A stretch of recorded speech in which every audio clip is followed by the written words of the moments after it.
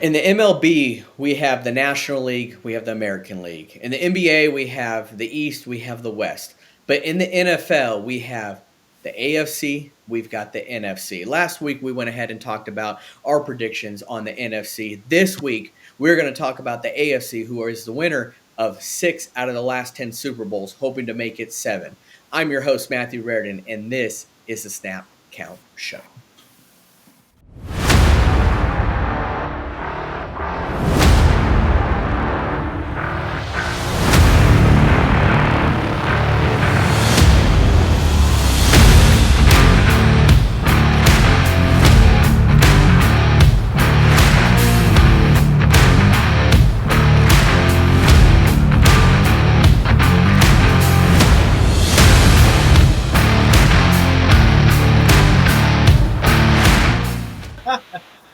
What is going on, y'all? Welcome to the Snap Count Show, where I am your host, Matthew Reardon, and with me today is none other than David Street, What's up, everybody? Ed Smith, Go Pack Go! and Thaddeus Lloyd. Hello. Well, guys, I think we had some really compelling cases last week on our NFC show with our opinions, our predictions on how we feel like the NFC is going to head this year. We're going to have that same talk, but with the AFC this year. And as I mentioned, 6 out of the last 10 Super Bowl winners, the Chiefs being 3 of them. A lot of people are going to think, well, are we going to see the AFC win this Super Bowl again this year, or will the NFC once again take it as they did last year with the Eagles? I'm conflicted when it comes to that, but we will have an episode where we talk more about our playoff predictions and our Super Bowl predictions and possible winners. But I want to talk today mainly on specific divisions within the AFC. I'm going to start atop of the North with the AFC North, where at one point just a couple years ago, this was talked about as being one of the best divisions in football, as 3 out of the 4 teams were, set to make the playoffs. It is yet to be determined how that is going to be this year, but let's talk about it. And the AFC North is home to the Baltimore Ravens, Pittsburgh Steelers, Cincinnati Bengals, and the Cleveland Browns. I might as well start, here with the Cleveland Browns, okay? Cleveland Browns are the NFL's version of almost the Sacramento Kings, and I'm saying that as a dig to my team, okay? Every year they are hoping to be competitive, but there is nothing move-wise to be made that makes them competitive at all. I do want to also make a point here that this is by no means me having bias or taking digs at these teams within my division. This is just my opinion here. The Browns, they this offseason brought in 4 quarterbacks. Okay, they have a total of 5 if you count Deshaun Watson. 4 quarterbacks who you have Joe Flacco, who is pretty much kind of been a has-been, but he still has good qualities left. Kenny Pickett, who was once a Pittsburgh Steeler, who is a now Super Bowl winning quarterback with the Philadelphia Eagles, go figure, followed by drafting Dylan Gabriel from the University of Oregon, and lastly, Shedeur Sanders, none other than Primetime's offspring. It has been all eyes on Shedeur Sanders and nothing else Cleveland Browns related. If you have been watching the NFL this offseason, you have been watching the start of preseason football, you probably couldn't tell me another player on the Cleveland Browns right now besides Shedeur Sanders. Heck, ESPN has a female reporter who thinks Barry Sanders is Shedeur Sanders. Okay, that's just how much Shedeur Sanders is just everywhere, and the And let Cleveland me Browns just are not. add to that point. It would have been one thing if she initially said Shador, but then immediately corrected herself. Because Shador has been the talk of the town, I can understand the initial confusion. But no, she genuinely thought that was Shador Sanders, and she had to get corrected by a paid influencer. Yeah, it is embarrassing, but that is the direction of the 4-letter network at this moment, and it is not my direction, so I could care less. But just don't confuse one of the best NFL players, Barry Sanders, as Shedeur Sanders, who has yet to have that career. But no surprise here. I'm going to start out with I'm taking the Cleveland Browns to finish last in this division. Okay, that is, I feel like is going to be a no-brainer across the board. Uh, they have yet to really prove anything to me that they are going to improve themselves. If they do, it may be by a win or two, but it's not going to be enough to put them in playoff contention, let alone in contention to win this division, which could be very tough to take away from the top person who I would talk about here soon. Followed by the Browns in third place. I'm going to go with the Cincinnati Bengals here. Uh, the Cincinnati Bengals could possibly have the best offense we'll ever see, followed by possibly the worst defense we will ever see. And that is going to be their kryptonite for years to come until they decide they want to fix that. Okay, we all saw the blueprint, the LSU Tigers with who at the helm? Joe Burrow, Jamar Chase. We did see them win the national championship with an amazing offense followed by a mediocre defense, okay? But that is college football. That is not the National Football League, okay? This is totally different. And we have seen very, very few success stories follow that blueprint from college to NFL. And I'm sorry, Cincinnati, you're going from the Bayou Bengals with the LSU Tigers now to the Cincinnati Bengals. It is just not going to transfer over that way. And that is why I have the Cincinnati Bengals coming in at third in this division. Do I think they're going to be horrible? I do not. I think it can be a very competitive division only because Joe Burrow could possibly, if he is healthy this year, may be an MVP player. But the thing is, though, if his team sucks or if he does get hurt, that will hinder his chances at winning MVP. But I do believe Joe Burrow is that good that he can be MVP caliber for years to come and within the running. But unfortunately, I am going to have to put the Cincinnati Bengals at number 3 in this division. Number 2 here, I'm going to put my Pittsburgh Steelers. Uh, Aaron Rodgers is no Joe Burrow, okay? Aaron Rodgers used to be a Joe Burrow-esque type player. Unfortunately, though, there is this thing called age that does catch up to players, and it has caught up to Rodgers.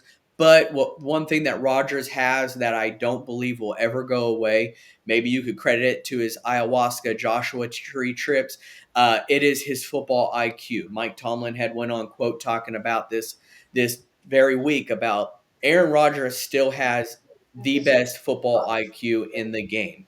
Yes, that is a coach talking about one of his players, just as one day when my kid grows up to play baseball, I'm going to say he's the best baseball player on that team, but that is a dad talking about his son, okay? You're always going to talk positive about your players, but I do believe Mike Tomlin when he does say Aaron Rodgers does have one of the best football IQs still in this game. And that's why I'm going to have to go with the Pittsburgh Steelers here at number 2.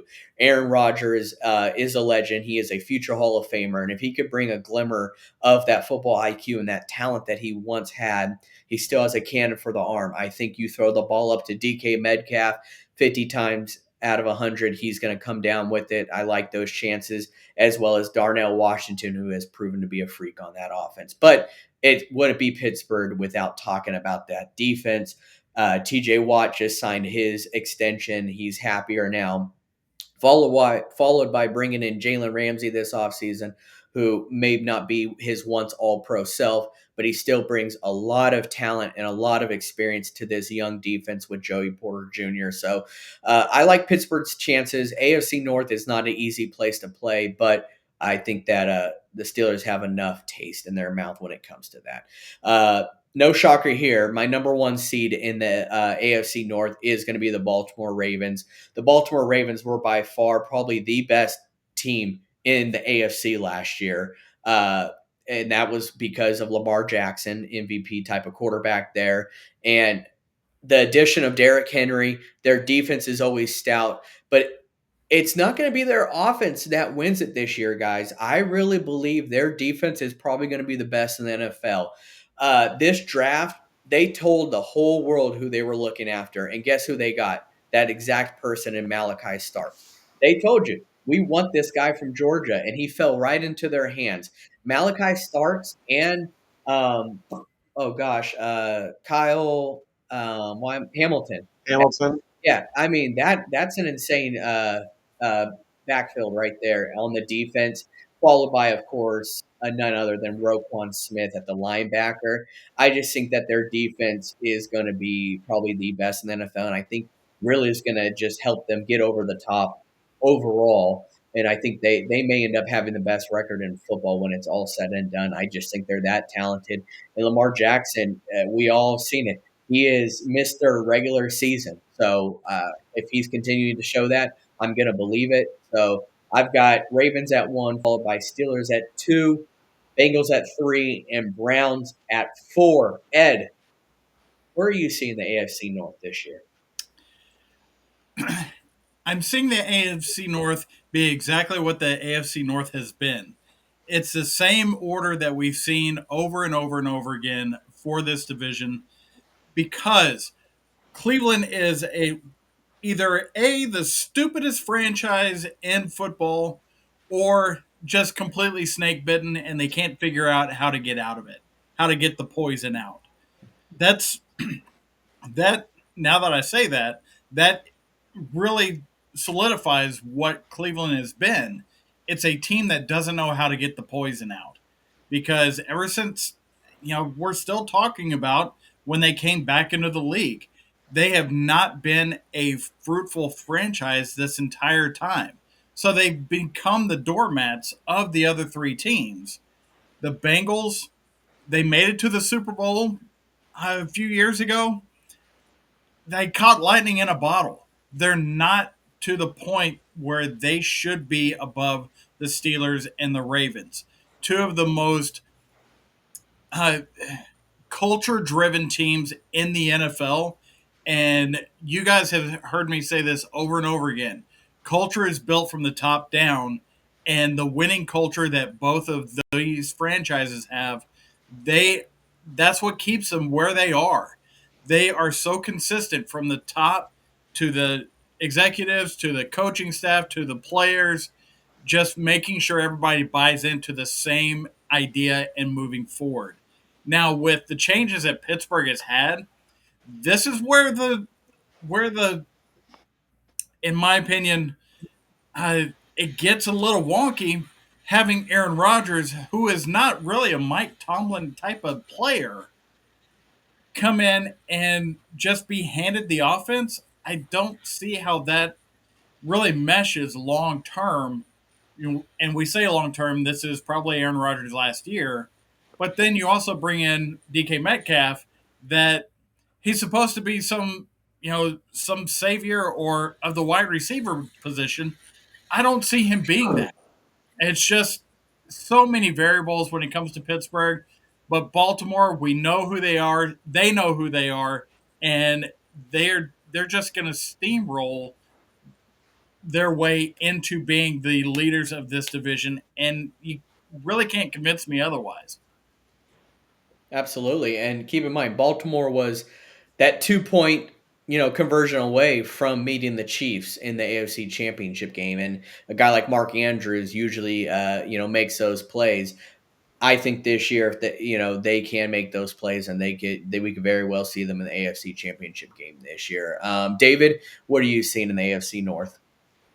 So much like our NFC predictions last week, I've also got a record for place in the AFC North. No surprise, it's the Browns at 3-14, and there's really no explanation needed. Anyway, third place, I've got the Steelers at 8-9. Aaron Rodgers is just not the answer, and he'll never be the answer again. One of the greatest careers ever. He is a surefire lock for first ballot Hall of Fame, but it turns out that not everybody can be Tom Brady and still be an elite quarterback in your 40s. Second place, I've got the Bengals at 12-5, and really it all just depends on the health of Burrow. I do think the defense is probably going to be below average again, just like it was last year. But I think that offense will be among the best in the league. And obviously, in first place, I've got the Ravens and Matthew. Great minds think alike, because I also think the Ravens are going to have the best record in the AFC and really the NFL as a whole, because I've got them going 16-1, making them just the second team in NFL history to ever win 16 games in a regular season, and the first to do so in the 17-game era. Last year, the defense, the secondary was not great, and we're not used to seeing the Ravens have a below-average secondary, but they bring in Jair Alexander, which gives that unit an immediate boost, and Lamar and Derrick Henry will be in their second year together, and they already dominated their first year together, so I think the Ravens are going to run through the league. So that's what I've got. Number 1, Ravens. Number 2, Bengals. Number 3, Steelers. And number 4, Browns. Yeah, David, I appreciate you bringing up Jair Alexander because I knew there was one more addition. So that's just even crazier. I mean, Jair Alexander, Kyle Hamilton, and Malachi Starks. that is one heck of a secondary there. So, Thaddeus, how are you seeing this AFC North play out? I pretty much agree with David's ranking, actually. It's pretty much exactly identical to mine, as well as the records, except for the Ravens. I have the Ravens losing a couple more games. But exactly like David said, the Browns, they just haven't been able to figure it out. Their only good season was Baker Mayfield's rookie season. That's pretty much been it. You got the Steelers. To be fair, they did pull a couple of winning seasons out of their ass under Kevin Stefanski. Oh, that's right, yeah. They lost to the Texans in the playoffs, that's right. Yeah. But yeah, you got the Browns. They're the Browns. Steelers. It's just too many questions. Like I figure they're going to have another mediocre season because the Aaron Rodgers questions butting heads with Mike Tomlin. Like he's never had that kind of quarterback before, and just that I expect the offense to be fun. Like I think DK Metcalf is like one of Aaron Rodgers' favorite kind of targets, but I just running it with Arthur Smith, like that's just not kind of the offense I think he can run. And then you got the Bengals, which literally they might be the best offense in the NFL. But that defense literally might be the worst defense in the NFL, especially if the rumors are true and they're going to trade Trey Hendrickson. I believe that the Raiders were the latest team to pop up as a qualifier for them. So especially if they lose Trey Hendrickson, this literally might be the worst unit in the NFL. But I still got, offense is more favored than defense nowadays, so I would still give the edge to the Bengals in that. And then obviously the Ravens just dominating. And I agree with you, Matt. The defense will definitely be improved with not only the additions they made, but it'll be the second year of their former player, Zach Orr, being their defensive coordinator. So he should improve as well. So this might be a top 3 unit next year as well. So. Yeah, no, I can absolutely see that. And you guys talking about Mike Tomlin. Just one last point in the AFC North.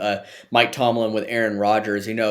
There was actually some talks around Pittsburgh last year that offensive coordinator Arthur Smith actually took the power away from Russell Wilson from calling plays at the line, and that's when the Steelers started falling downhill. If he does that with Aaron Rodgers, that's not going to be good. That's not going to be pretty because, like I mentioned, Aaron Rodgers has one of the best IQs out there, especially on the line of scrimmage. So if he sees something that he wants to change up, if they take that power away from him, that's not going to look good in Pittsburgh. I get it, though. You want to respect your coaching staff, your offensive coordinators. You want to trust that they know best, but hopefully they know best is putting confidence in their all-pro quarterback or was all-pro quarterback in Aaron Rodgers. But we will see how that goes this year. But it sounds like we are deadlocked here when it comes to the AFC North, where me and Ed have it one way, whereas David and Thaddeus have it another. But that is the beauty of our opinions here, and I love it. So let's go ahead and head on over to the AFC East, where David is going to cover that division. All right, so in fourth place, I've got the Patriots at 7-10. I think Mike Vrabel will do awesome things for the Pats. I like Drake May as a quarterback, but I don't think the roster overall is there yet. The Dolphins, I've got them at 8-9. It really all depends on the health of Tua, and then also Tyreek Hill. Not saying that Tyreek Hill is going to get injured or anything. But he did have a down season last year, especially compared to the season that he had before that. And so just that's that. What I really want to get into are the Jets and the Bills, and I especially want to talk about the Jets. So I have the Jets in second place, which would be a surprise because I think the Jets were the worst team in the AFC East last year, if I remember correctly. But I've got them in second place at 11-6, and I think a lot of that hinges on Justin Fields. Listen, is Aaron Rodgers a better quarterback than Justin Fields? Yeah, obviously. You know, nobody in their right mind would ever take Fields over Rodgers when talking about the greatest quarterbacks of all time. And even me just saying that just kind of feels insulting. However, there is also such a thing as fit, and just because you're one of the best quarterbacks overall, it doesn't mean you're going to be the right fit for every single team. And I think with Justin Fields now being the starter for the Jets, it will spread the offense more, and I think it will allow their top running back Brees Hall to crack 1,000 yards for the first time, which he has not done yet. Brees Hall dominated college football at Iowa State, but he comes to the Jets, and who's his quarterback? It's Aaron Rodgers, and Aaron Rodgers being a pocket passer, not exactly a dual threat quarterback. It doesn't really open up the offense some. So I think with the addition of Fields, I think that will help out Hall tremendously. And like I said, I think he's going to crack 1,000 rushing yards for the first time in his professional career. And of course, in first place, surprise, surprise, I've got the Bills at 14-3. I mean, it's much like how the Browns being in last place in the AFC North is self-explanatory. The Bills winning the AFC East is self-explanatory. I mean, Josh Allen is the real deal. Sean McDermott, say whatever you want about McDermott. I know the criticisms have gotten louder and louder, especially as the Bills have continuously choked in the playoffs. But they have experienced by far their best success ever. Well, actually, let me take that back because they did go to the Super Bowl 4 years in a row. But this is their best success that they've experienced since those Super Bowl years. So that's what I've got. I've got first place the Bills, second place Jets, third place Dolphins, and fourth place the Patriots. Yeah, I mean, besides the top, I think this division is going to have a decent shakeup here, especially with my predictions. It's a little different from yours, David, but I could agree with you at the top there as far as the Bills go. I actually think that the Dolphins finish last here, and the reason why is because this team has been built around so much on an injured quarterback that the second he's injured, this team is nothing. And I just think that that happens this year. And there's a lot of drama going on, behind closed doors with Tyreek Hill and the Dolphins organization that I think it does carry over into the season. Uh, and I just don't think it's the best situation there down in Miami. So I've got the Dolphins actually finishing last in this division. I do, unfortunately, as much as I like the guy, I just think Tua's going to get hurt once again. And And it's yeah, sad how that's pretty much a guarantee now at this point.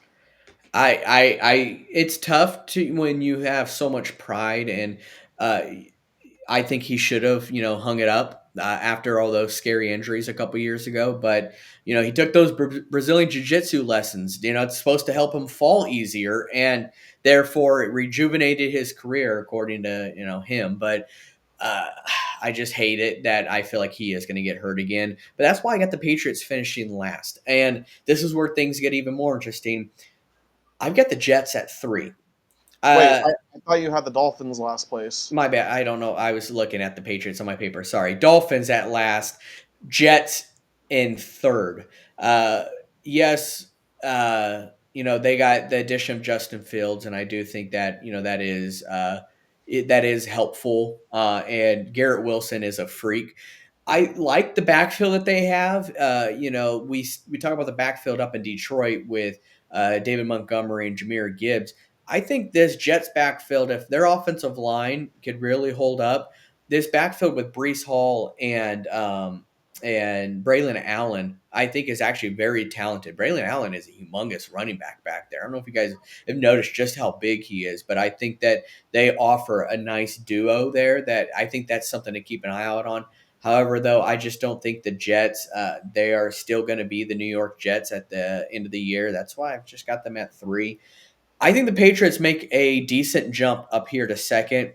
We've all known Mike Vrabel was going to be their guy. I knew that last year, even before he was head coach.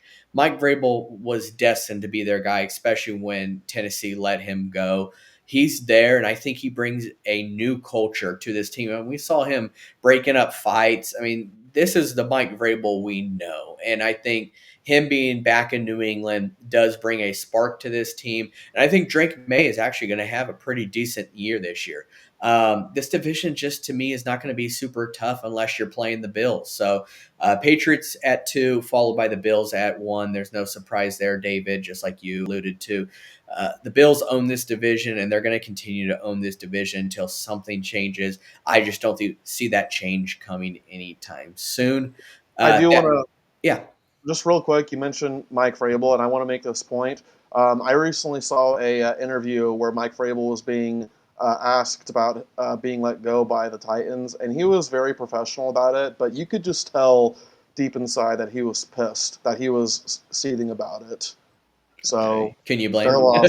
Yeah. It is. He is one heck of a pickup. I've always liked Mike Vrabel. I think he is a great coach, and I think he's going to bring a lot to the NFL for years to come. So if he's got the right players underneath him, we know how that could be up in New England once again. Thaddeus, AFC East. What are you looking at? I'm going to have it a little bit different. I agree with you, Matt, though. Like, obviously, the Bills, top dog, top 2 quarterback in the NFL. Like, hardly anyone's been able to stop Josh Allen. They're just, it's a pretty given. Strong defense. Um, and then I do also have the Patriots at second. I do believe, like you alluded to, that Vrabel will change the culture of this place. He rebuilt the Titans when he took over as their head coach, so I don't see why he can't do it again. And it seems like Travion Henderson will be a really good back for him as well. So I'm really excited to see what that Patriots team is going to look like. They might have a top 3 defense again with him under center, with Vrabel as their coach. However, I have the Dolphins third, and it's not because I believe in the Dolphins. It's just because I do not believe in the Jets at all. The Dolphins now, with the Dolphins and Jets, it's a case of you got to prove it to me. So with the Dolphins, every single year under Mike McDaniel, every year they start off really hot, outscore a ton of points, but then as soon as cold weather comes around, they start declining. So that's why I have them third. And even though Mike McDaniel, apparently this season, they brought in a bunch of players that were going to improve toughness, you're going to have to prove it to me at that. And then I have the Jets in fourth place. Now they got Justin Fields. I still have my question marks about him. Like, he's got his ups and downs. He's the super athletic type. But unfortunately, he's just a little bit better than Anthony Richardson right now. So that's what I have on that. The whole hiring around Aaron Glenn as the head coach, I really don't get it. Why did you go from Robert Saleh to Aaron Glenn? It's just another defensive coordinator swap. What you need is an offensive-minded head coach if you want that offense to be risen, the floor of that offense to be risen up. And I don't see it. It's either a lateral move or even I think it's a down move, because I really think Saleh is one of the best defensive coordinators in the league. Become a head coach, it's a whole different game, but I really don't see the vision in it. Maybe he can prove me wrong, but I just don't see it at all. Just going from one defensive coordinator to another. So, as your head coach. Yeah, no, I definitely get it there. It's almost like the Spider-Man gif, pointing at each other when it comes to that. But David knows. Ed, how are you seeing this AFC East play out? Well, to refute Thaddeus here, the Aaron Glenn hire, I think, is a Woody hire. And we all know Woody is one of the worst owners in the NFL because he lets his his loyalties, his thoughts and his mind, guide him more so than what the proof is. Jets, that market, you need a head coach that is a head coach, not a coordinator that you're hoping to groom to be the next big head coach guy. That's not him. Yes, Bill Belichick was going to be that guy, but guess what? That he wound up not wanting to be a Jet. Go figure. Yeah. You had Rex Ryan. He's a head coach. Herm Edwards. He's a head coach. He's not a coordinator hoping to be a head coach. And that's kind of that rabbit hole that the Jets seem to keep falling down every year. Now, the going back to what one of y'all were talking about with the Dolphins, Tua getting hurt every year. Well, if Tua gets hurt this year, then he doesn't have Skylar Thompson backing him up. He's got a guy from this place, guy from Texas named Quinn Ewers, that in coming to this league, he doesn't have a huge arm, but he's accurate. He's poised. He knows how to manage an offense, an NFL offense like what he saw at Texas with Steve Sarkisian. So, in my mind, and this is kind of an odd comp here, but he reminds me a little bit of Chad Pennington when it comes to coming into this league and where he would be right now. He may grow to be something better than that, but that's where I think he is at this point. And there's worse things that you could be coming into the league and having to pick up the slack when Tua gets injured, which we all know is going to happen at some point. So that I think everybody except the Bills are mediocre at best. You've got the Bills just gonna stomp this division, and I've got the Jets and the Dolphins both at 7-10, and the Patriots, while getting better, they're not going to overtake that 7-10 mark. I have them 6-11 because of Mike Vrabel. Mike Vrabel will lead this team, and it's a long-term project. Robert Kraft, I don't think is going to have a problem giving Mike Vrabel a leash that he just would not give Gerard Mayo. Yeah. He's just, it's not going to happen that way. So it's going to take a year or two more, but the Patriots will be back in contention. We've just got to give it time. The Jets and the Dolphins, they're going to continue to be what the Jets and Dolphins have been. Super talented on one side of the ball, terrible on the other side of the ball, and just trying to make themselves better than what they are. Ed, quick question for you. Yeah. Where would you place Mike McDaniel as a head coach in the NFL? I place Mike McDaniel as a you want a terrible comp? How about place him as Sean Payton light? Light, as, okay. As a offensive guy that he hasn't quite figured out to let the defense do what the defense needs to do. Because he's so focused on the offense that Mike McDaniel, I don't think he knows what the defense is doing. He's just worried about how his offense is playing. Whereas Sean Payton, he knows how his offense is playing, and he lets the defense do what they need to do. He's just going to oversee it and make sure that they're okay. Makes sense. Makes sense. I mean, Mike McDaniel, if you don't know, is one of the top characters in the NFL as a head coach, and he does bring a lot of talent, but it's just yet to really be determined on really where his ceiling can go. So I figured I'd ask you that, Ed. Ed, I'm actually going to go back to you. We're talking about the South. Miami is in the South, but they are not part of the AFC South. The AFC South, we They were the number one draft pick this year in the Tennessee Titans. I'm interested to see your thoughts on where this division goes. Sure. I'm going to be pretty short and sweet because this is the division in which there are individuals that people are concerned about what happens to them, but nobody really cares about any of these teams. It is it is a it is a group of teams that they're just there to say that they have 32 teams at this point. The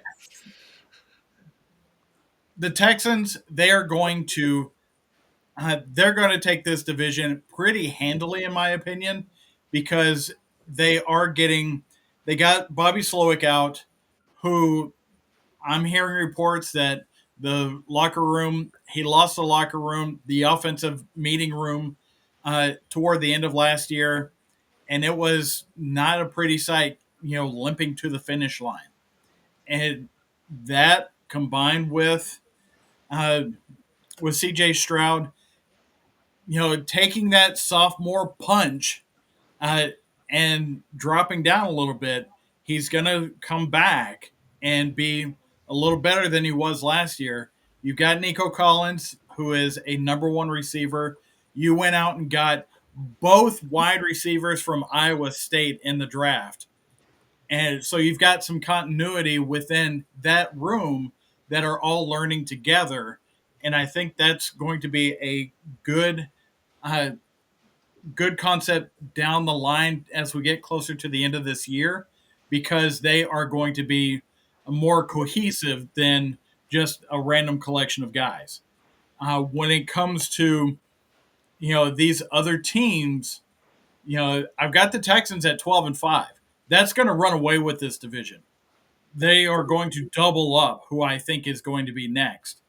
And who's going to be next? It's going to be Cam Ward and the Tennessee Titans.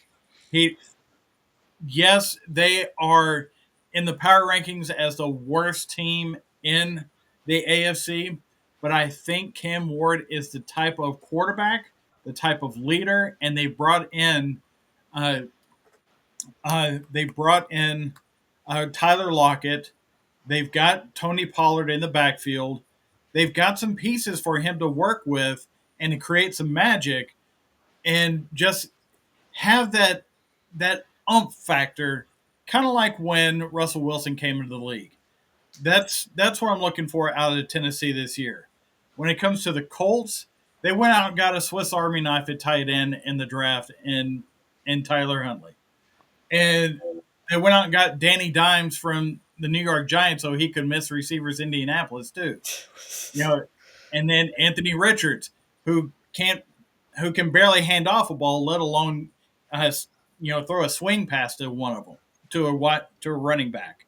So it is all just it's a bunch of mixed match of individuals uh,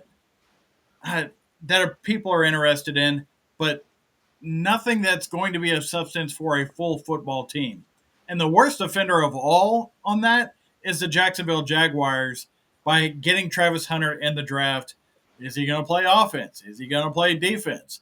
All I know is their coach cannot properly enunciate the county in which the Jacksonville Jaguars play in, because he somehow thinks it's Duval instead of Duval.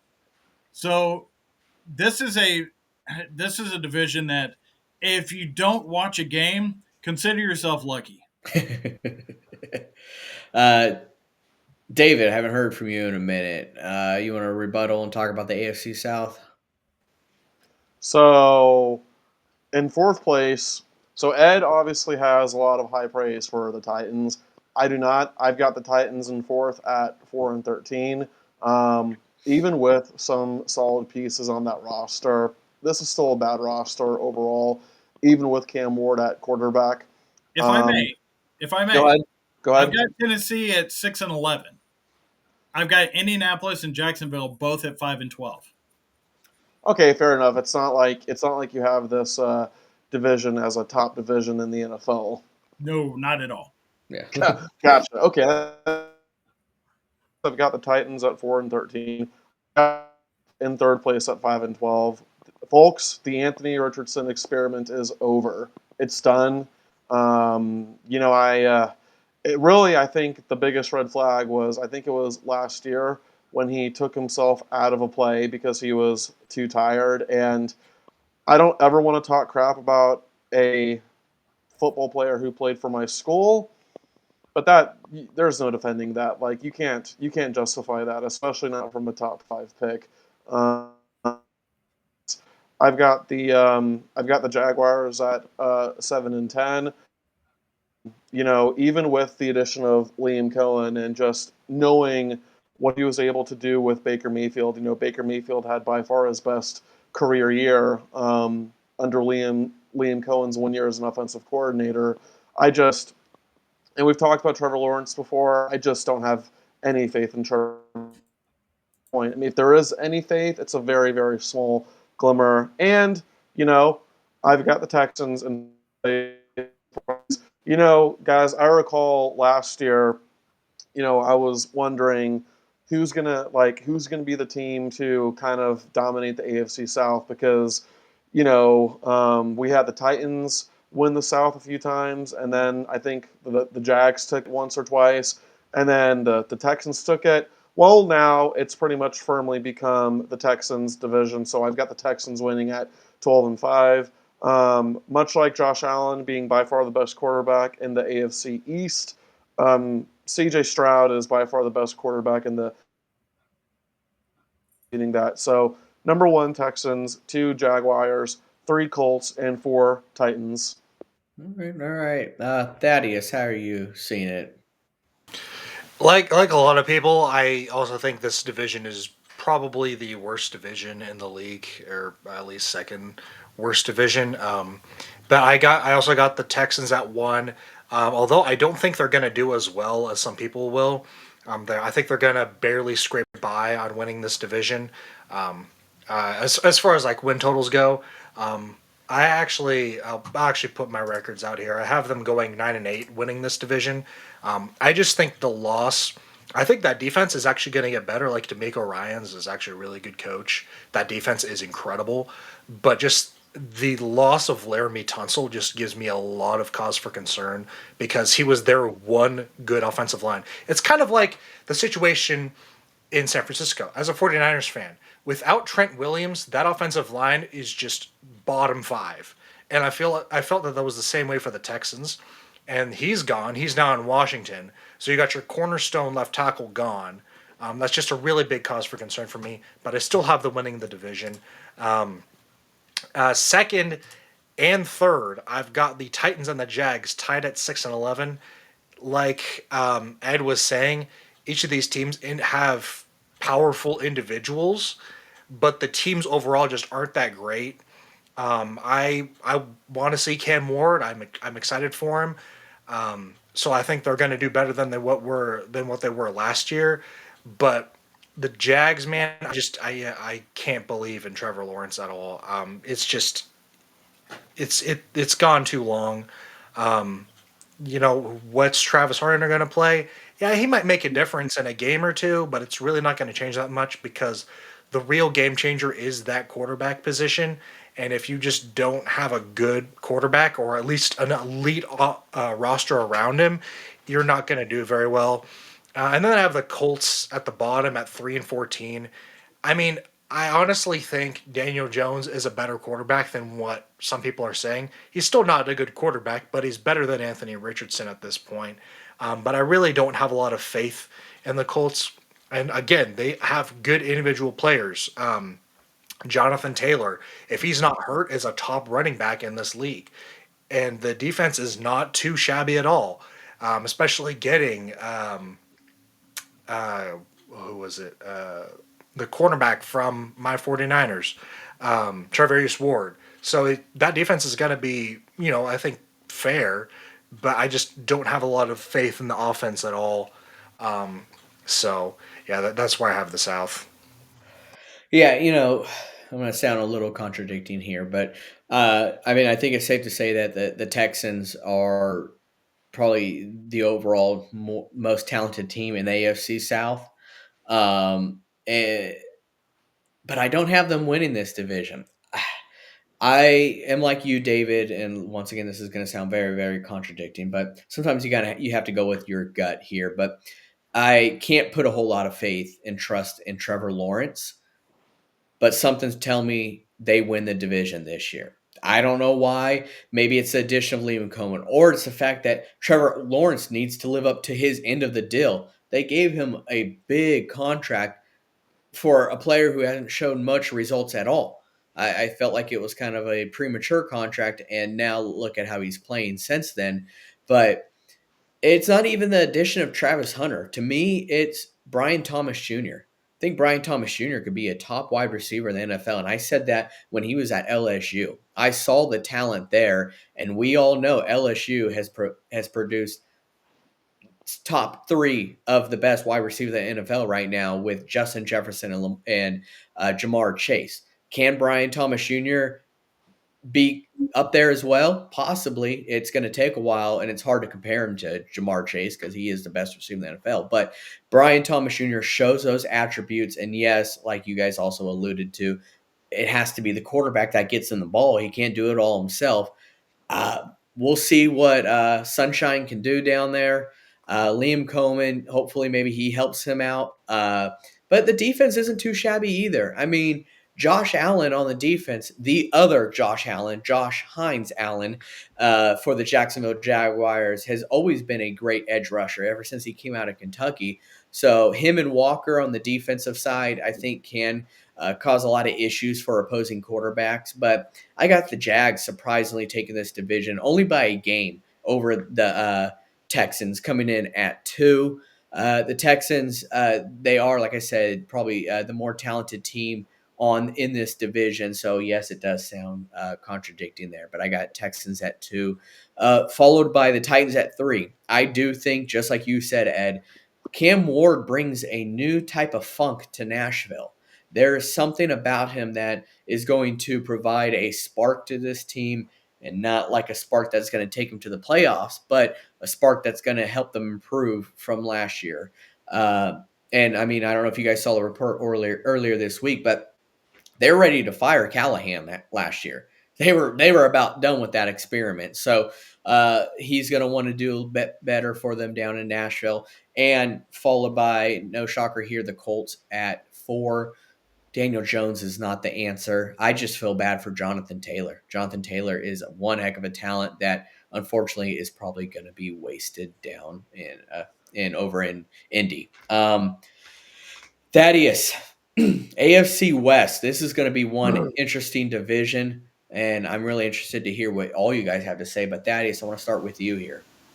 Yeah, so I really think this might be the best division in football this upcoming year. For reference, I have all 4 teams have winning records. So we're going to start off with the top. I got the Chiefs because now everyone says, oh, the Chiefs are going to fall. People have said the Chiefs are going to fall off this division the past 3 years, and it's not happened once. So I'm going to see it till I believe it. Now, we said that during the Super Bowl when they got stomped, but as far as division goes and consistency, Kansas City has been the top 2 team the past 5 years for consistency. So I still have them winning this division.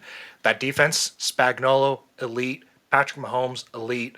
A couple pieces here and there on the offensive line might sputter a little bit. And I believe they have Rashee Rice on suspension. But this team, it's really good. There's no real stopping it for now as far as leading this division. And then second, I've got what a lot of people have said. I got the Broncos second. I really think they're going to be a good team this year. Let's see. I have the Chiefs. Yeah, Chiefs are at 13-4. Broncos a game behind them at 12-5. I just think Bo Nix improving will be good. He was actually decent for a rookie, despite having one of the worst running games in the league last year. So I think that'll improve as well. He's got slightly improved weapons in that defense. Now, the big contention here is that defense was elite. It was really good. It could even be better if the players that they got in the offseason stay healthy, because as a 49ers fan, I know Talanoa Hufunga and Dre Greenlaw are one hell of a player. Each of them are, if they can stay healthy. So that's the big contingent. And even if they don't play, this defense is still good. Patrick Surtain, Defensive Player of the Year. Um, he could probably win it. Again, yeah, but yeah, that defense is elite. Third place, I'm gonna have the Raiders. 2 games behind them at 10-7. I just really believe Pete Carroll really raises the floor of this team. This team, I always thought has had decent talent. It's just they needed better coaching. And now they have even better players with, bringing Geno Smith over to Seattle, who is probably the definition the past couple of years of stable quarterback play. He was probably one of the top quarterbacks to get. I really believe that he's better than Sam Darnold at this point, even though with the age. So I believe that's a huge addition. He's a big addition over Gardner Minshew and McConnell from last year, as much as I hate to say it. And then getting Ashton Genty, I think just really embodies that Pete Carroll style. And they also have really good weapons. Like Jacoby Myers is one of the best slot receivers in the entire NFL. And obviously Brock Bowers is a generational receiving tight end talent. So you got that. And then the defense, I think, will be better. Max Crosby seems like a pretty happy guy. They got some players over there. I just think this Raiders team will have a definite ceiling. And then I actually have the Chargers at last. And it might seem kind of surprising, but it makes sense, especially in the light of the Rashawn Slater injury. I just think that's a really big deal. Now, this team is still going to be good. Jim Harbaugh, always excellent teams. So that's why I still have them with a winning record. But that Rashawn Slater injury just really worries me. And the offensive weapons, yeah, they got Damarian Hampton. But receivers, it's really only the kid from Georgia last year. Lad McConkey. Yeah, McConkey. They only have McConkey as a receiver so far who stepped up. So, but yeah, that's pretty much where I have this division. Hey, they re-signed Keenan Allen, okay? They're elite now, okay? Yeah, that is, you do bring up good points. I think this will most likely be probably the best division in football. I think last year we saw a glimmer of what the Broncos can bring, and Ed will probably talk just about this, but one of that biggest reasons also besides that defense is Sean Payton. Sean Payton has a proven track record when in the right situation, and he's got his guy, and he made that clear with bringing in Bo Nix there too. That's who he wanted. That was his guy, and we saw a lot of success there in year one for Bo. And yes, I know the sophomore slump, has been a thing in football, but the Broncos, I think, with all the correct pieces there in place, are going to bring such a competitive edge to this division. Is it going to win them this division? No. I think until I am shown otherwise, the Chiefs will, continue to win this division, very similar to how the Bills are. But one can argue the Chiefs had no right being in that Super Bowl last year, even though their record might have shown it, and they did get there. They were not the same Chiefs team we have seen. We saw players fade off, such as Travis Kelce. He can't, continue to be their savior there. Rashee Rice will be returning once he's done with suspension. But the Chiefs, I do have winning this division again this year until I'm told otherwise. The Chargers, though, big question mark, just like Thaddeus said. They could be that team that could have been. We don't know yet, but it would have been nice to see this team with a healthy Rashawn Slater on the offensive line, because he is one heck of a talent. But we're not going to see that this year. We're going to see another thing hinder on the Chargers. But the one positive thing that they have that gives me a lot of hope in them is a guy named Jim Harbaugh. He is a proven winner where he, ends up being. And I do think that he brings that to the Chargers, and he has said many times that he loves having Justin Herbert as his quarterback. I'm just waiting for Herbert to take that next level, and I do hope that he does take it this year. I do think the Chargers and Broncos are going to be a game apart. It's going to be very tough, and I could be wrong on 2 and 3 here. It could swap at any point, but I got the Broncos at third in this division, as to why I said earlier, Sean Payton, Bo Nix, and Thaddeus said that defense is great, especially with Patrick Surtain there. Followed by the Raiders at 4. I think it's going to be such a competitive division, but I don't think that the Raiders are going to be as close as the top 3 teams are going to be.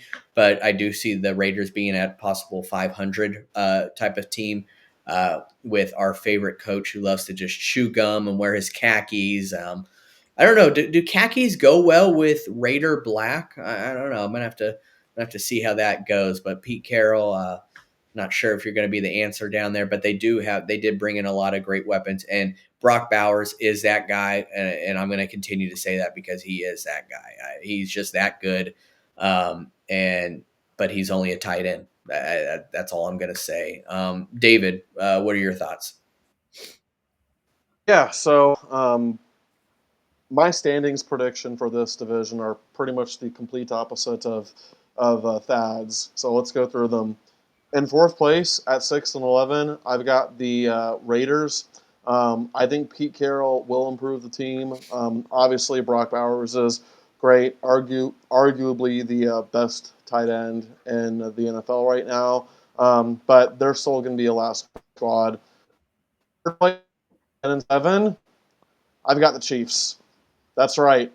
Let me say that again so that it registers through your heads. I've got the Chiefs in third place in the division that they have dominated for so long. And why do I have them in third place? Well, the truth is they may have still been winning games, but their production has said otherwise. Last year, they went 15-2. Obviously a great record. But they weren't nearly as good as their 15-2 record had indicated, as they had won most of their games by the skin of their teeth. And of course, we saw in the Super Bowl.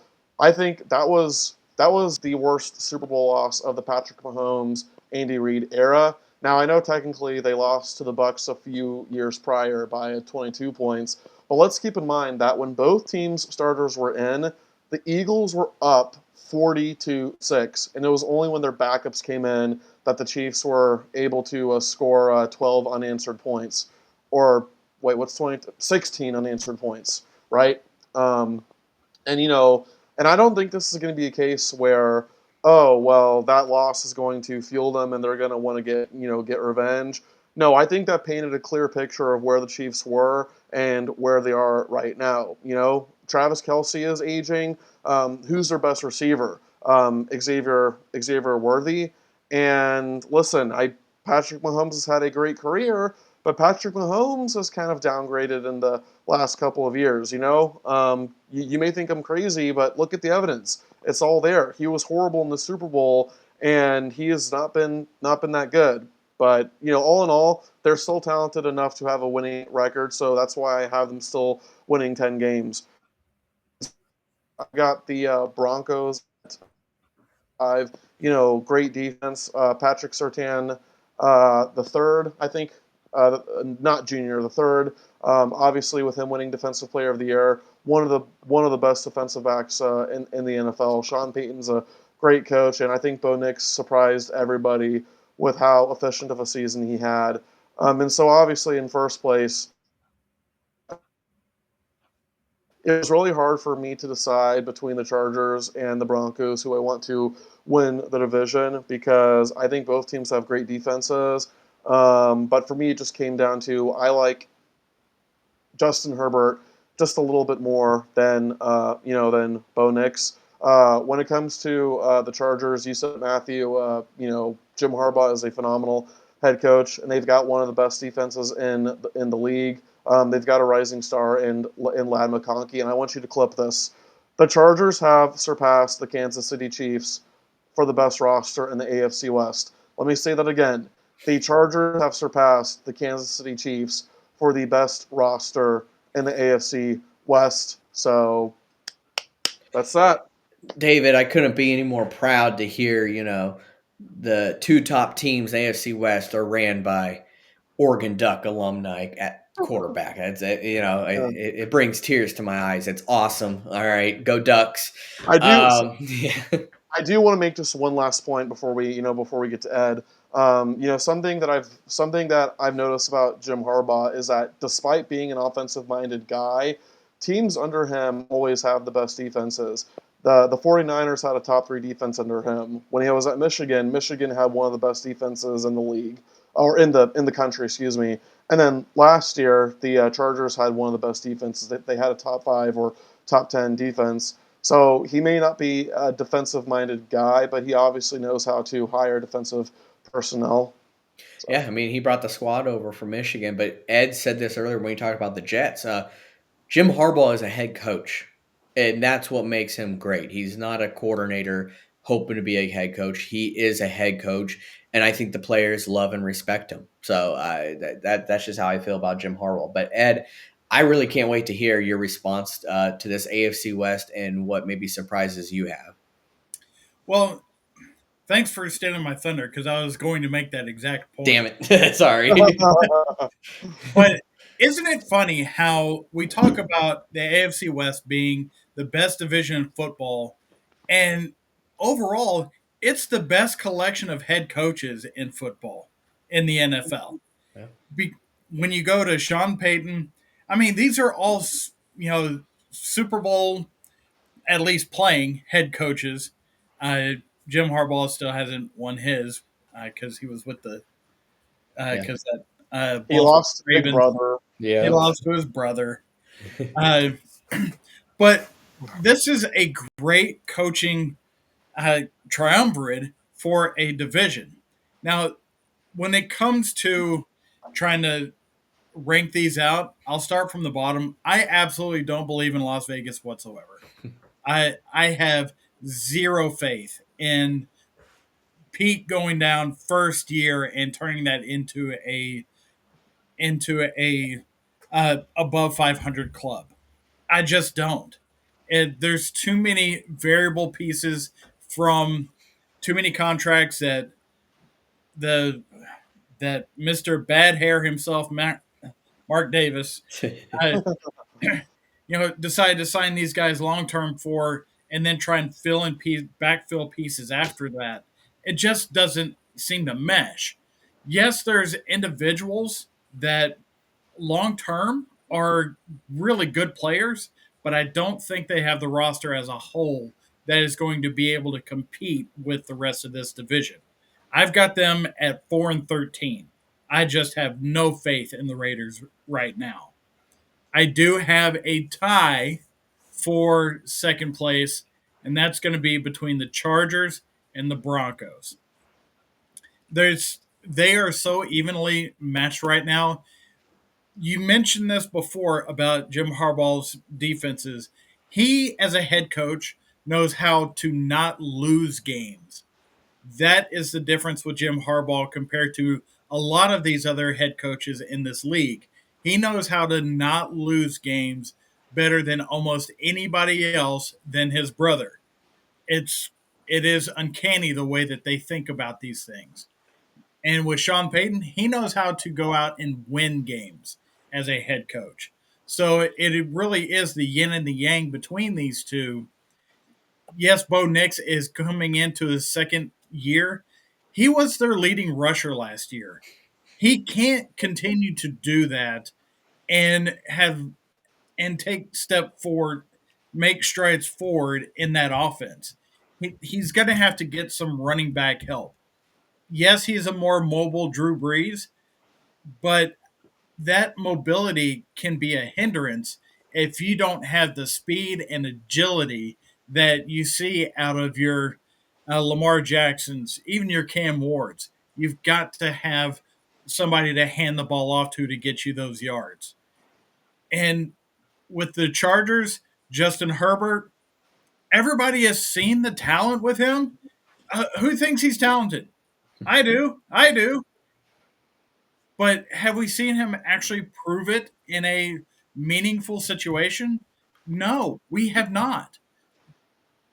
That's where the Jim Harbaugh effect takes place and gets him to that over 10 win hump to be one of the to get into the playoffs at 11-6, along with the Broncos at 11-6, and the Chiefs.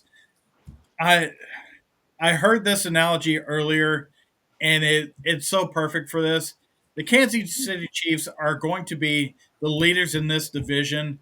Much like if you have a woman tell you that she got implants, you want to make sure that it's real. And that's the way that I feel about the Chiefs. I need to know that they are truly not going to be the Chiefs anymore before I bet against them at this point.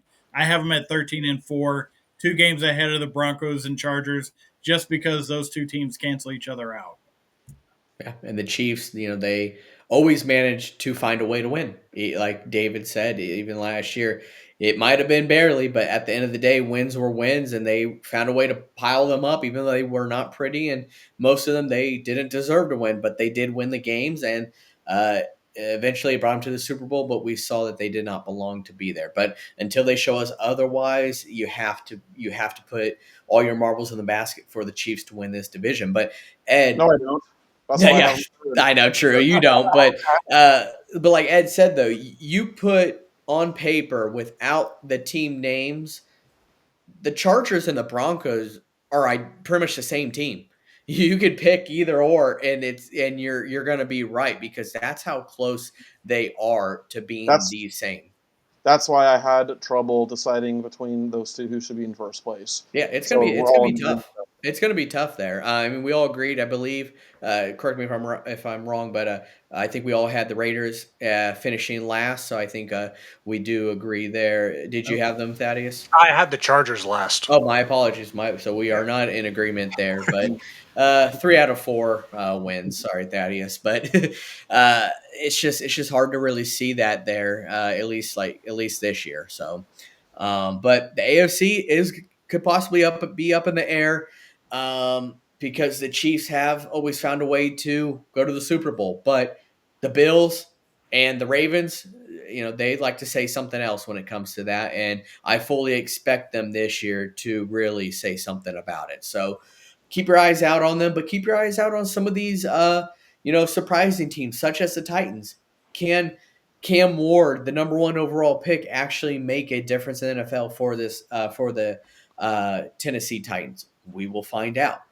There's just going to be a lot of question marks that will hopefully be answered this year, but we will find out as this season goes on. You can't make judgments. You can't make assessments the first couple weeks because the end of the day, there's 18 weeks in the NFL now. There is extra weeks, and you have all the way until the very end to prove your point and to make a difference. But Last, David, just last point I want to make. Just want to say, and obviously we're gonna make playoff predictions soon.